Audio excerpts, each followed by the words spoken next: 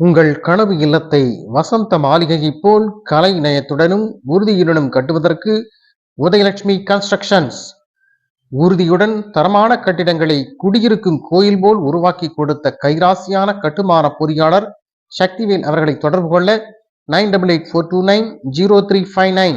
இப்படியே இருந்தனா ஒரு நாள் தெரிஞ்சுக்கோ, ஜர்கண்டி ஜர்கண்டி ஜர்கண்டி ஜர்கண்டி தான். நீ வேற கிளம்ப வேண்டியதான். இந்த தாஸ்பாக்களை உடனடியாக எடுக்க வேண்டும். தமிழ்நாட்டிற்கு இதற்காகவே அதிகமாக ஒரு முடிவுகளை கண்டனமாக பாரதிய ஜனதா கட்சி நடத்த வேண்டும்.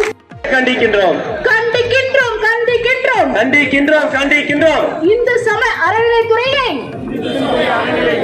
கண்டிக்கின்றோம் கண்டிக்கின்றோம் கண்டிக்கின்றோம். அண்ணாமலையார் ஆலயத்தில் அத்தனை சாப்பாடு அனுமதித்த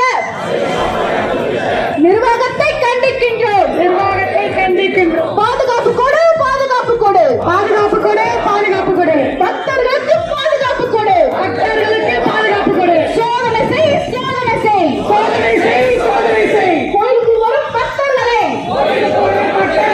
முறையாக சோதனை செய் சோதனை செய். ரத்து செய் ரத்து செய் ரத்து செய் ரத்து செய். கோயிலுக்குள்ள அனைத்து விதமான கட்டணங்களை உடனே ரத்து செய்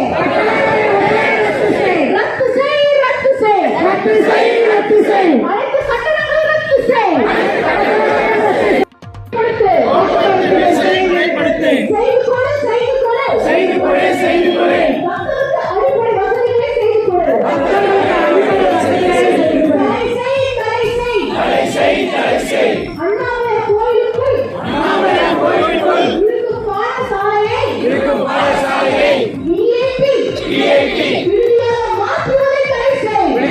மாற்றியோட தடை செய். சுத்தம் செய் சுத்தம் செய் சுத்தம் செய் சுத்தம் செய் சுத்தம் செய் சுத்தம் செய் சுத்தம் செய் சுத்தம் செய். கோவில் வெளியே உள்ள கழிவுகளை சுத்தம் செய் சுத்தம் செய் சுத்தம் செய் சுத்தம் செய் சுத்தம் செய் சுத்தம் செய். கோவில் வெளியே உள்ள கழிவுகளை சுத்தம் செய் சுத்தம்.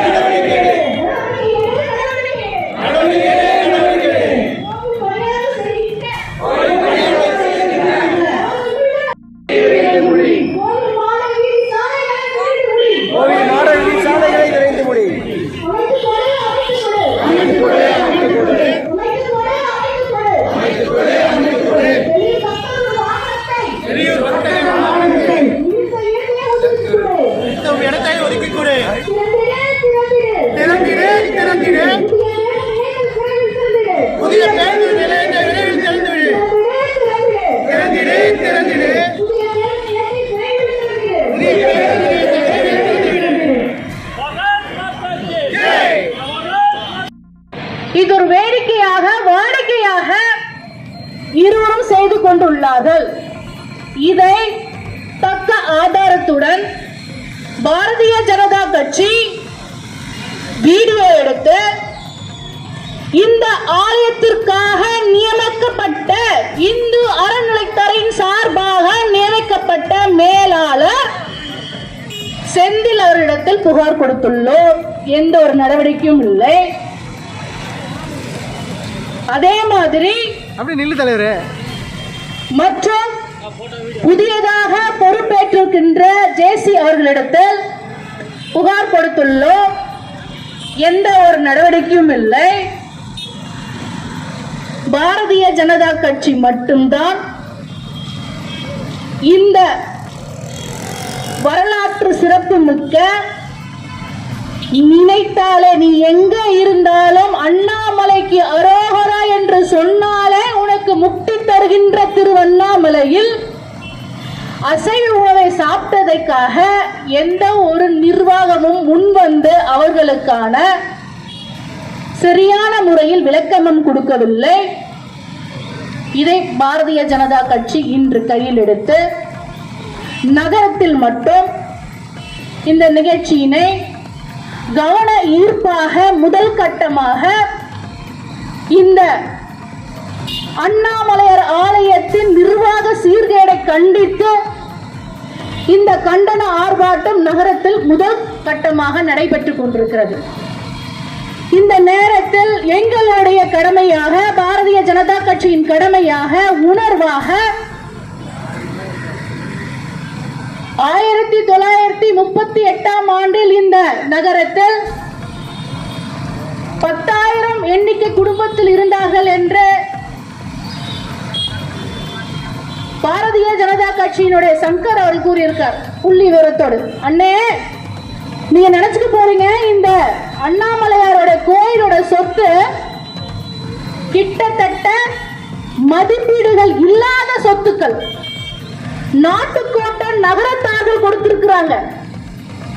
இந்த அண்ணாமலையாரோடைய புனித தன்மையும் அதே மாதிரி இந்த அண்ணாமலையாருக்காக பக்திக்காக வருகின்ற பக்த கோடிகளுக்காக மிகப்பெரிய அளவில் நாட்டுக்கோட்டை நகரத்தார்கள் சொத்துக்கள் கொடுத்துள்ளார்கள். அது எங்கே?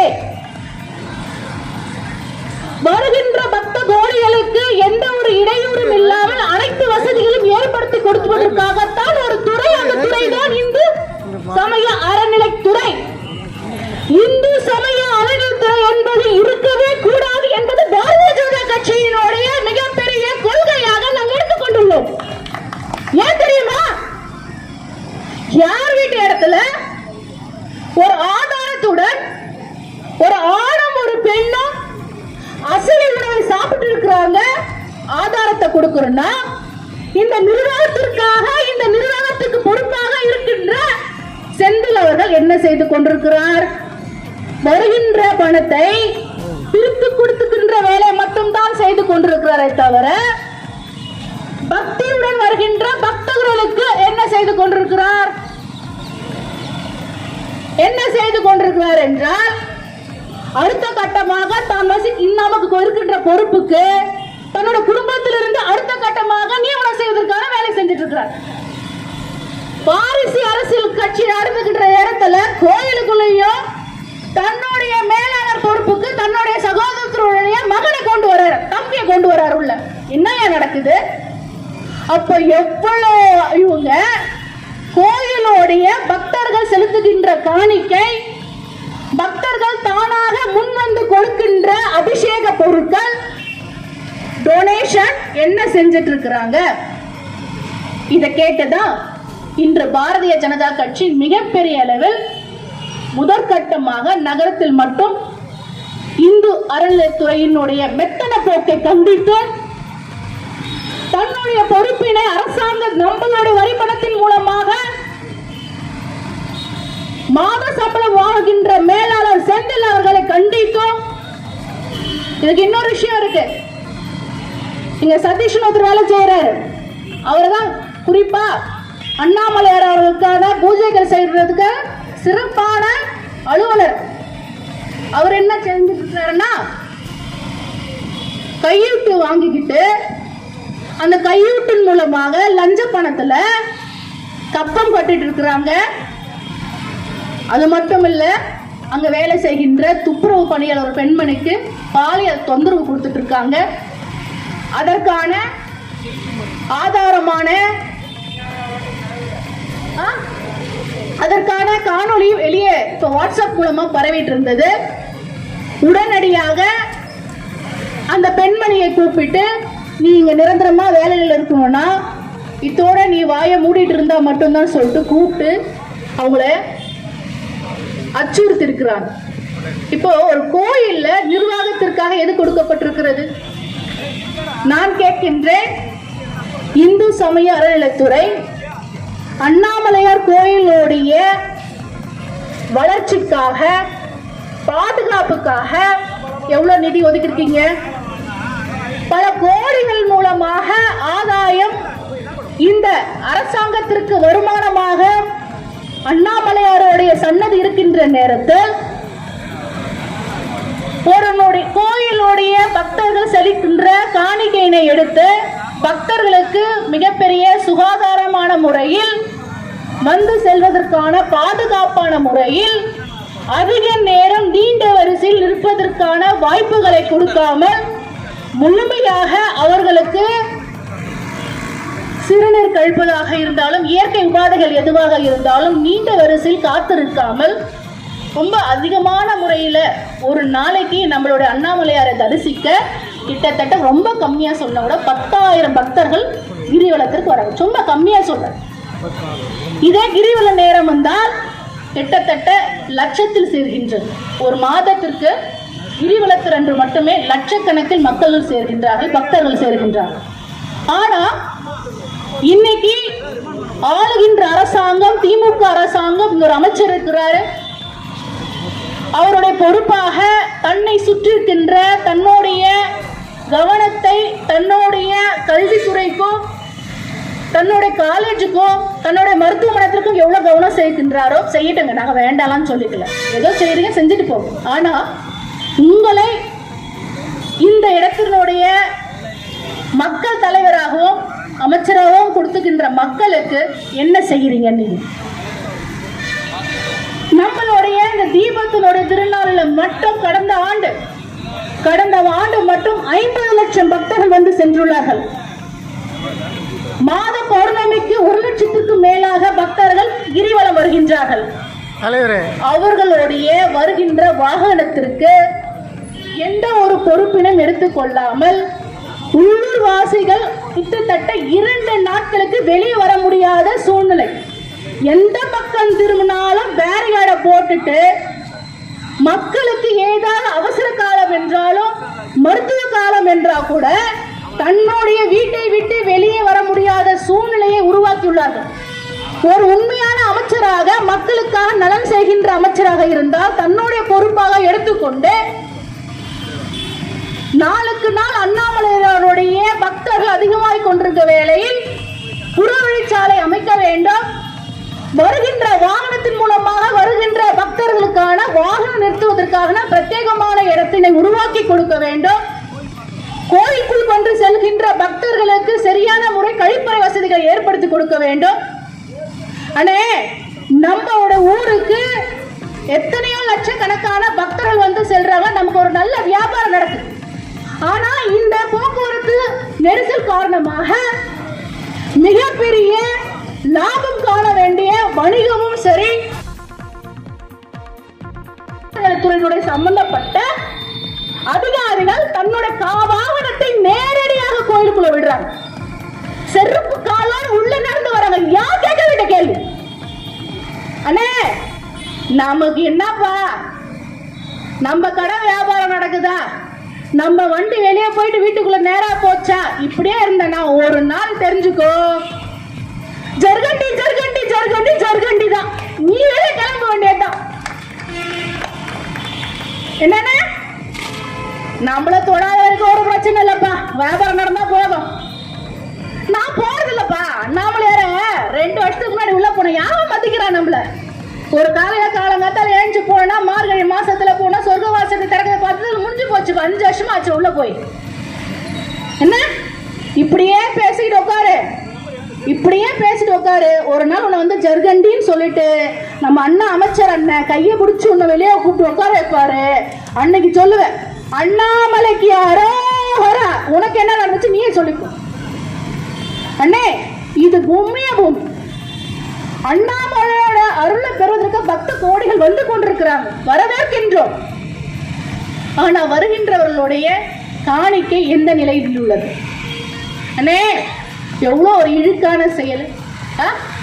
அண்ணன் சேகர் பாபு அண்ணே, இந்து சமய அறத்துறை அமைச்சர் அவர்களே, முதலமைச்சருடைய மனைவி அவர்களுடைய பட்டு உடை காரில் சிக்கிக்க கூடாது என்று பொறுப்புடன் எடுத்து உள்ள வைக்கிறீர்களே. இங்கே திருவண்ணாமலையில் அம்மனுக்கு சாத்தப்பட்டது சத்துணவுடைய துணி. ரேஷன் கடையில கொடுக்கின்ற துணியை உடுத்துறீர்களே, நியாயமா? எத்தனை கோடிகள் வருமானம் வந்து கொண்டிருக்கிறது. அந்த இறைவனுக்கு, அந்த அம்பாளுக்கு ரேஷன் கடையில கொடுக்கின்ற துணியை சாத்துறீங்களே, இது நியாயமா? இது தர்மமா? இது நியாயமா? இது தர்மமா? ஏன் இந்த அலட்சிய போக்கு? இந்துக்கள் என்றால் அலட்சியமா? இந்துக்களுடைய கோயில் என்றால் இழிவு செய்ய வேண்டுமா? இந்துக்களை எந்நேரம் குறை சொல்ல வேண்டுமா? இது யார் கேட்பது? பாரதிய ஜனதா கட்சி என்றுமே மக்கள் நலனுக்காக, மோடியின் அரசாங்கம் மக்கள் நலனுக்காக பாடுபட்டு கொண்டிருக்கோம். நாங்க தான் கையில எடுப்போம், நாங்க தான் கையில எடுப்போம், நாங்க தான் கையில எடுப்போம். அண்ணே நினைச்சுக்க போறீங்க, இது முதற்கட்டமாக கவன ஈர்ப்பத்தின் மூலமாக இந்த கண்டன ஆர்ப்பாட்டம் இனி வரும் காலத்தில் அண்ணாமலையார் திருக்கோயிலில் வருகின்ற பக்தருக்கு சகல வசதிகளுடனும் அதிகப்படியான நேரத்தில் நீண்ட வரிசையில் காத்திருப்பு இல்லாமல், அப்படி காத்திருப்பு மக்கள் கூட்டம் அதிகமாக இருக்கும் பட்சத்தில், பக்தர்கள் கூட்டம் அதிகமாக இருக்கும் பட்சத்தில் காத்திருப்பு அறையை உடனடியாக கட்டி வைக்க வேண்டும். இந்த ஆலயத்திற்கு வருகின்ற அத்தனையோட நன்கொடைகளும் சரி, காணிக்கையும் சரி, முழுமையாக கோயிலுடைய வளர்ச்சிக்குத்தான் பயன்படுத்தும் வேண்டும், தவிர லாபத்திற்காகவோ வருமானத்தை பல மடங்காக இரப்பட்டி ஆகிறோம் என்று எப்போதும் நீங்கள் பயன்படுத்த கூடாது. இது பாஜகவினுடைய முதல் கட்டமாக எச்சரிக்கை. உடனடியாக அசைவ உணவினை யார் உண்டார்களோ அவங்க வீடுக்கு நம்மளோட அன்பு தேட்டர் டவுன்ல இருக்குது, எங்களுக்கு அட்ரஸ் தரும். உடனடியாக நீங்க அவங்க மீது நிச்சயமாக உரிய நடவடிக்கை எடுக்க வேண்டும். இனி வரும் காலத்தில் ஒருபொழுதும் காலை அணிந்து கொண்டு அது அரசாங்க ஊழியராக யாராக இருந்தாலும் அவங்களுடைய வாகனம் கோயிலுக்குள்ளே வரக்கூடாது. காலணி அணிந்து கோயிலுக்குள் எவரும் வரக்கூடாது. அப்படி அண்ணாமலையார் அருள் வாங்க வராங்க, யாரும் செருப்ப போட்டவருக்கு என்னைக்குமே அருள் கொடுப்பாரா என்ன? யாரை இழிவுபடுத்துறீங்க? அதே மாதிரி பக்தர்களுக்கு உடனடியாக ஆலயத்திற்குள்ளாகவே நீண்ட வரிசையில் காத்து கொண்டிருக்கிற பெண்களுக்கு முன்னுரிமை கொடுக்க வேண்டும். குழந்தைகளுடன் வந்து தரிசனம் செய்கின்ற குழந்தைகளுடன் வருகின்ற தாய்மார்களுக்கு முதல் கட்டமாக ஆலயத்திற்குள் சென்று, இங்க என்ன நடக்குதுன்னா, எது முதல் கட்டம்னா, ஒரு கோயிலோடைய அபிஷேகத்துக்கு உட்கார்றதுன்னா ஒரு 5 பேர் உள்ள உட்காரலாம், ஒரு 10 பேர் உட்காரலாம். அந்த அளவுக்கு தான் நம்மளுடைய அண்ணாமலையருடைய ஆலயத்தினுடைய கருவறையும் சரி, உண்ணாமலை அம்மனுடைய கருவறையும் இருக்கின்றது. 35 பேர் உட்காருவாங்க. ஒரு குடும்பத்திற்கு ஒரு நபருக்கு 5 பேர் இருந்தாங்கன்னா ஒருவருக்கு 1000 ரூபாய், குடும்பத்தில் 5 பேர் இருந்தாங்களா 5000 வாங்குறாங்கன்னா 10 பேர் உட்கார வேண்டிய இடத்துல இறைவனை தரிசிக்க வேண்டிய பூஜைக்கா கொடுக்குறவங்கள 35 பேரை உட்கார வைக்கிறாங்கன்னா, ஏதோ ஒரு அசம்பாவிதம் மூச்சு திணறல் ஏற்பட்டால் யார் நிர்வாக பொறுப்பு எடுத்துக்கொள்வது? அந்த உயிருக்கு யார் பாதுகாப்பு கொடுப்பது? அதனால உடனடியாக ஜூலை 1ஆம் தேதியிலிருந்து சிறப்பு தரிசனத்திற்காக 500 ரூபாய் கட்டணம் வசூலிக்கப்படும் என்பதனை உடனடியாக இந்து அறநிலையத்துறை திருப்ப வேண்டும். இதை நாம் ஏற்கக்கூடாது. இது நாள் வரைக்கும், இன்றைய தினம் வரைக்கும் வசூல் செய்கின்ற கட்டணங்கள் அத்தனையும் உடனடியாக அண்ணாமலை நிர்வாகம் நிறுத்த வேண்டும். கோயில் நிர்வாகம் உடனடியாக நிறுத்தி வருகின்ற பக்தர்களுக்கு தேவையான அடிப்படை வசதிகளை செய்து கொடுப்பது தன்னுடைய பொறுப்பாக எடுத்துக்கொள்ளவில்லை என்றால் செந்தில் என்ற மேலாளர் உடனடியாக அந்த பொறுப்பிலிருந்து விடுவிக்க வேண்டும் என்று பாரதிய ஜனதா கட்சி கோரிக்கை வைக்கின்றது. இதை வேடிக்கை பார்த்துக் கொண்டிருக்காது. முழுமையாக இந்த மக்கள் தேர்ந்தெடுக்கின்ற, மக்களுக்காக சேவை செய்ய வேண்டிய இந்து அறநிலையத்துறையுடைய சார்பாக வேலை செய்கின்ற அத்தனை பேரும் தன்னுடைய பொறுப்பினை, அரசாங்க அதிகாரிகள் தன்னுடைய பொறுப்பினை உண்மையாக உணர்ந்து கொண்டு பொதுமக்களுக்கும் அதே மாதிரி பக்த கோடிகளுக்கும் செய்ய வேண்டிய அத்தனை சலுகைகளும் கௌரவங்களையும் அது அவங்களுக்கு தேவைப்படும் அடிப்படை வசதிகளை செய்து கொடுக்க வேண்டும் என்று பாரதிய ஜனதா கட்சியின் சார்பாக முதற்கட்டமாக கவன ஈர்ப்பு போராட்டம் நாங்கள் நடத்தியுள்ளோம். இது நாள் வரை மக்களுக்காக, மக்களின் நலனுக்காக எந்த விஷயமாக இருந்தாலும் கையில் முதல் கரங்களை நீட்டி மக்களுடைய நலனுக்காக, பக்தர்களுடைய நலனுக்காக இன்னைக்கு திருவண்ணாமலை தெற்கு மாவட்டத்தினுடைய மாவட்ட தலைவர் அன்பு சகோதரர் கே ரமேஷ் அவர்களுடைய ஏற்பாட்டில்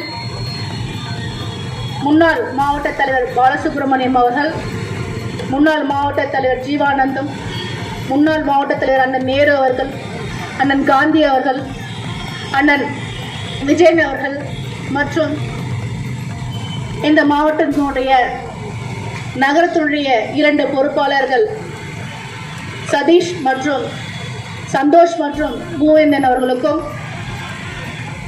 நேற்றைய தினம் மட்டும்தான் நாம் முடிவு எடுத்த உடனே இன்று தன்னுடைய பொறுப்பாக மக்களுக்கு, மக்களுடைய நலனுக்காக, மக்களுக்கு ஒரு குறை என்றால் அதை தாமாக முன்வந்து தன்னுடைய பொறுப்பாக சேவையாற்றிக் கொண்டிருக்கும் பாரதிய ஜனதா கட்சியுடைய காரியகர்த்தா தொண்டர்களுக்கு என் பணிவான வணக்கத்தையும் நன்றியின் இந்த நேரத்தில் தெரிவித்துக் கொண்டு, நீண்ட நேரமாக காத்து கொண்டிருந்த அத்தனை பேருக்கும் ஒரே ஒரு விஷயம் என்ன, நாம தட்டி கேட்கவில்லை என்றால் நாம் வெளியே தள்ளப்படுவோம். மனசுல வச்சுக்குங்க.